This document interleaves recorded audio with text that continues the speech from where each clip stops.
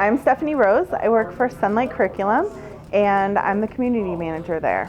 It was really important for me to learn the new stuff. It was nice to be able to explore all the new options that are available. It's been a while since I've been to a training event, so this one I think was a really nice refresher on best practices in advertising, Facebook, and video.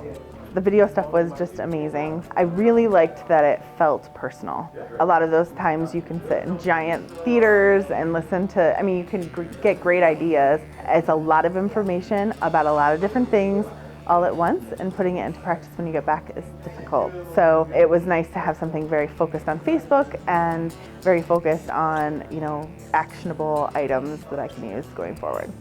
It's a very informational session.